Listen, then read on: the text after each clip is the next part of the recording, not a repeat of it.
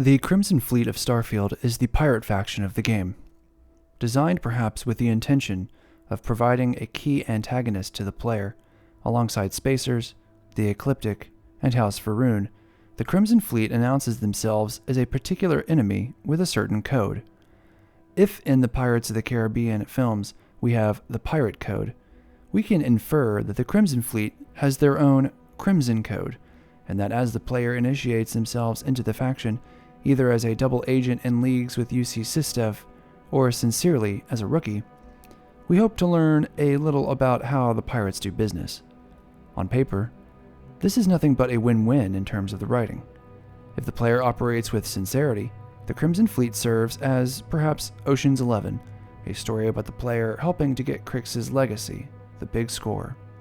If the player operates in between the lines, the story is closer to that of the original Fast and Furious, or the surfing thriller Point Break, or Dances with Wolves, or Avatar, where the player is pleasantly surprised at the throwback morals and ethics of this strange tribe, one predicated on family, or honor, or a sense of duty or life debt.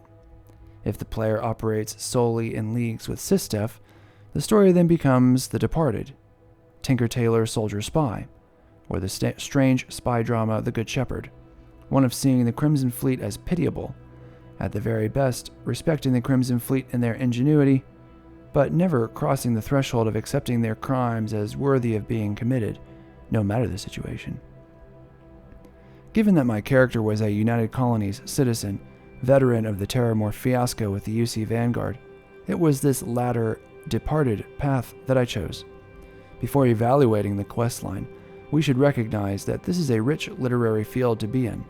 Although, as you can see, this situation has been done numerous times in film, the reason it is used so heavily is obvious. The viewer, or the player, comes to know the world doled out at the pace that the makers of the film prefer it. Each generation uses this type of plot to explain how a local culture or world works, so we are brought up to speed. And the best compliment I can give the Crimson Fleet questline is that it has the most writing in it, perhaps even more writing than the main questline itself, and the writing is all in the effort of explaining how this world works.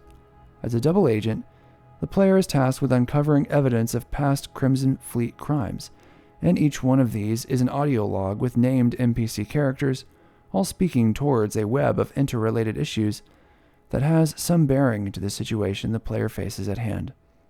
The player can even find audio logs of an interview with Crix, the man who started the Crimson Fleet, itemized in 7 parts, spread around a space station called The Key, the home base of the pirates. My issues with the Crimson Fleet have little to do with this premise, but rather with its execution. Let's continue with the positives and state that I think the quest echoes of the past, where a player is tasked with exploring the prison break that Crix orchestrated to establish the Crimson Fleet, is the best quest I have played thus far, and will likely be the best in the entire game. Top to bottom, it represents peak Bethesda.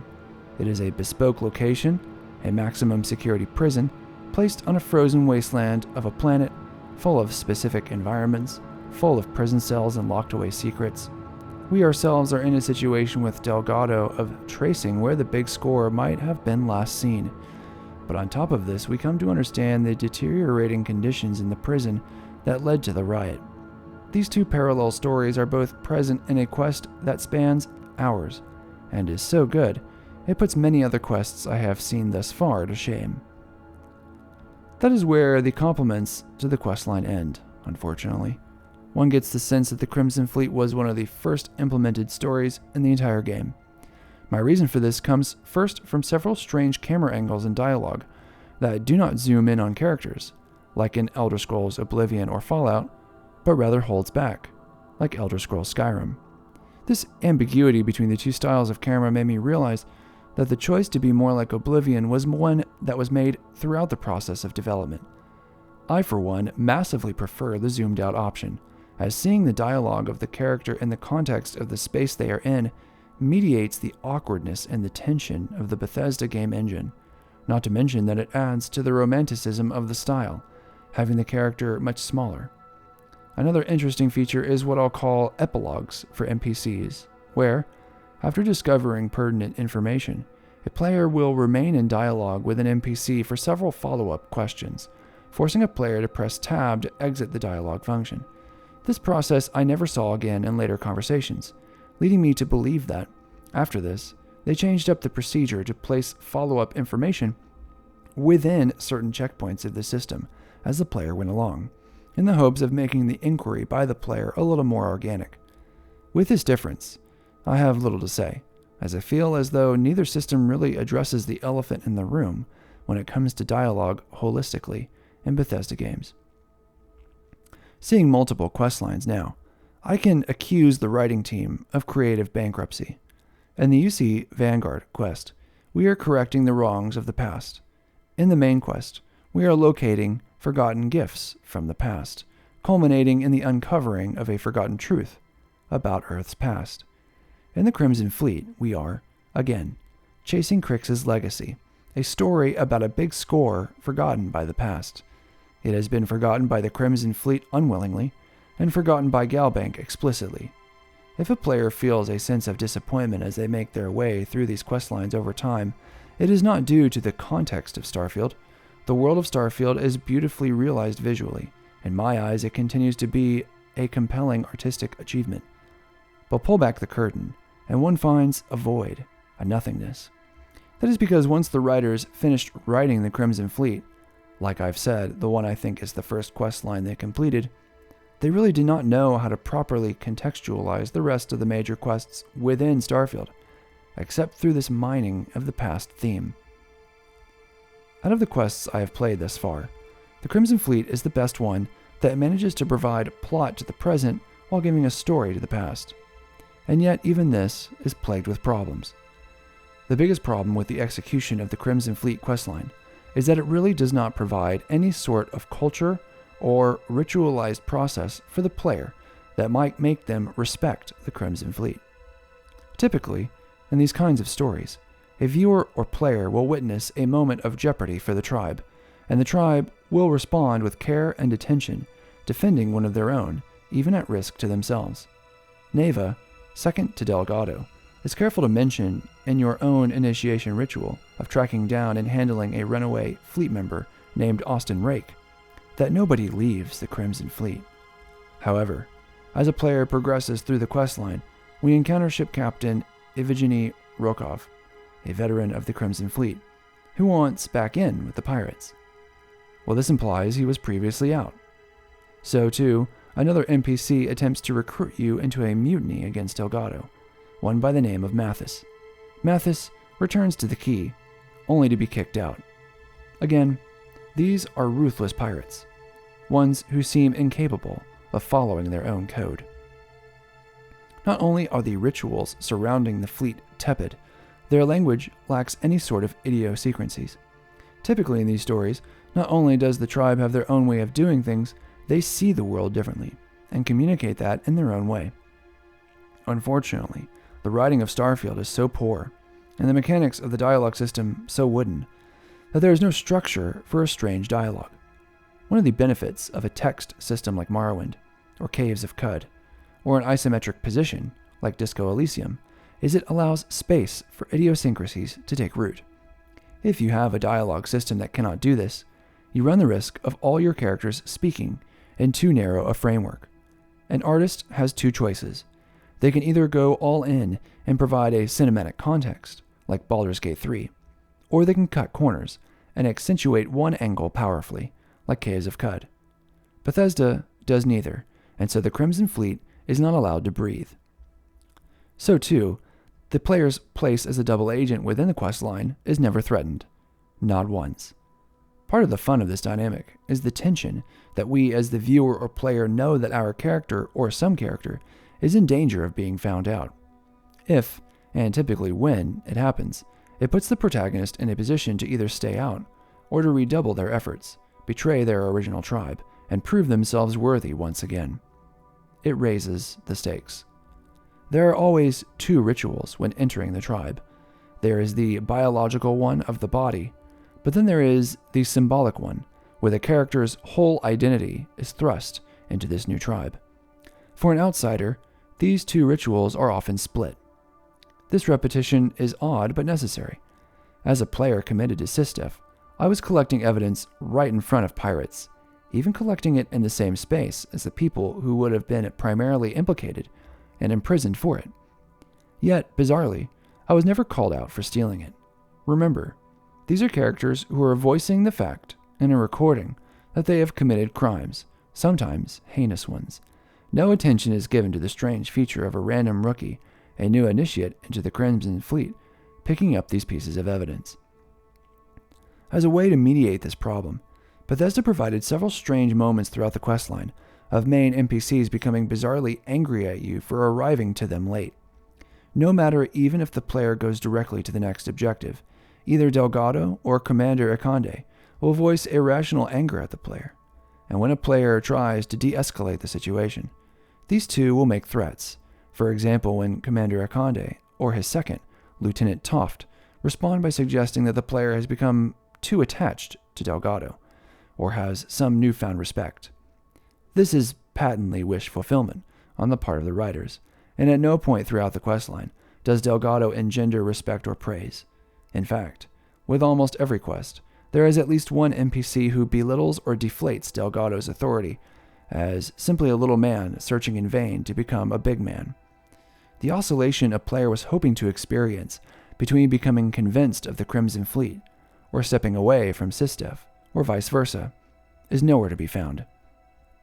My last criticism is the same as the UC Vanguard questline, which has to do with the repetition of tasks by the player.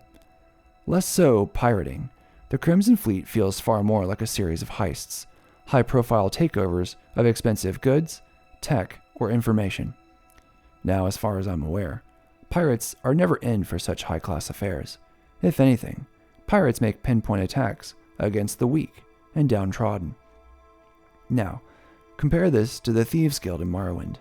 In that questline, the first quest is, at first glance, rather difficult. Diamonds for Habasi has you head down to the local apothecary to steal diamonds from the local alchemist. But the beauty of this quest is that Habasi, deep down, does not really care if the diamonds come from the alchemist. That means a player has agency in acquiring the diamonds by themselves. These particular diamonds don't belong to Habasi's ancestors.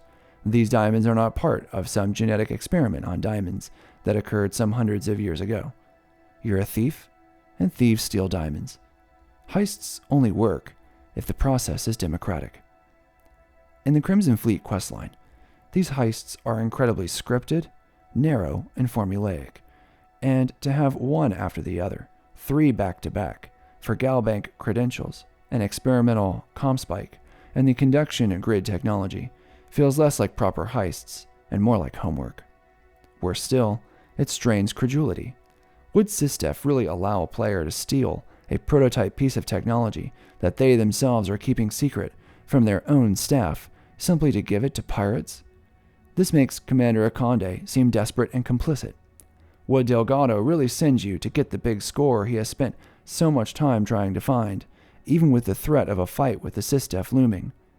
"You'd better not run off with all the booty," he threatens, assuring us that he is a very poor pirate indeed. Because Starfield is unwilling to be as edgy as having the player kill innocent people to steal goods, almost the entirety of the Crimson Fleet questline can be completed without killing a single person. Save for some ecliptic hanging out randomly in the Galbank archives, and of course the final battle, the player's record remains ironically unmarked. There is a mission board for side quests, but these are optional. This is truly a strange paradox for what we might have imagined to be the most violent questline in the game. Some might suggest that this is the beauty of role-playing, but I think that this criticism misses the point. What would have happened if a player was forced to inculcate themselves into the Crimson Fleet by performing heinous acts? Why is there no moment in the questline where Neva is standing right next to you, and you have a gun pointed at an innocent person's head as they raise their hands and plead for mercy? Maybe this would have implicated SysDef, would have lowered them in our eyes as being yet another organization that believes that the ends justify the means. Unfortunately, in Starfield, no ambiguity or contradiction is even flirted with.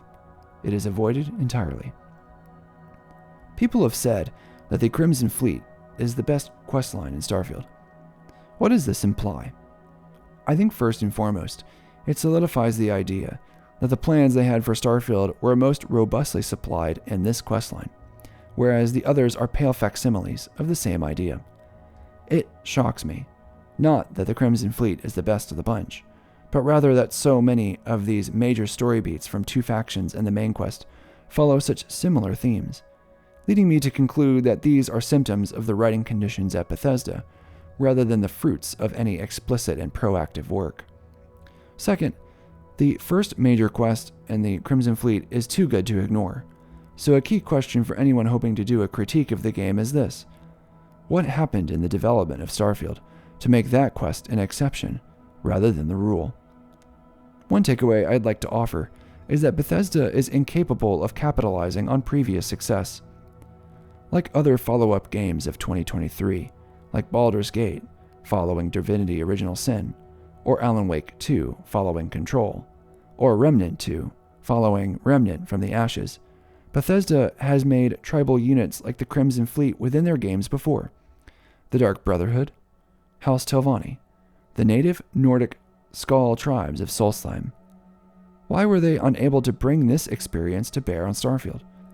This is bizarre, especially considering Emil Pagliarulu is credited both with writing in the Blood Moon expansion, the expansion featuring the tribal Nordic Skald mentioned before, as well as Starfield. They might have institutional knowledge, but something about the conditions, as they stand now, make it impossible for them to benefit from it. Thanks for watching.